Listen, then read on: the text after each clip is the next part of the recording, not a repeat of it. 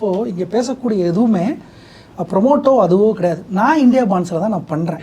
ஏன் நான் பண்ணுறேன்னா 0 கமிஷன். இப்போ எப்படின்னா சார் எல்லோரும் பிஸ்னஸ்க்காக தான் இங்கே வேலை பார்க்குறாங்க, ரைட்டா? நான் பிஸ்னஸ்க்காக தான் வேலை பார்க்குறேன்.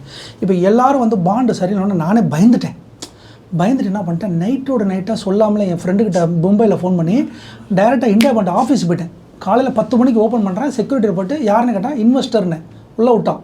டேரெக்டாக என் ஆரமோட டேபிளுக்கு போயிட்டேன். டேபிளில் போய்ட்டு ஏந்திரேன் முதல்ல என்னோட வான்னு சொல்லி கான்ஃபரன்ஸ் ஹாலில் 72 கேள்வி கேட்டேன்.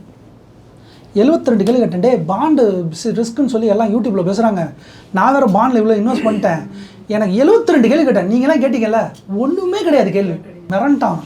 அந்த இந்தியா பாண்ட்ஸ் ஆரம்பு என் பக்கத்தில் உட்காந்து ஸ்க்ரீனை ஓப்பன் பண்ணி என்கிட்ட பேசி கடைசியில் அங்கேருந்து வெளில போது நான் பெரிய ஹாப்பியோடு போனேன். ஏன்னா நல்ல வேலை அந்த யூடியூபர்கள்லாம் வாழ்த்துக்கள், அவர் சொன்னதால தான் நான் போய் கேள்வி கேட்டேன். அப்போ நான் இந்தியா பாண்ட்ஸை நான் ஏன் பண்ணேன்னா, ஃபர்ஸ்ட் ஆஃப் ஆல் இந்தியாவோட நித்தி ஆயோக்னு ரிப்போர்ட் வந்துச்சு. அந்த ரிப்போர்ட்டில் இந்தியா பாண்டை பற்றி பேசியிருக்கிறாங்க.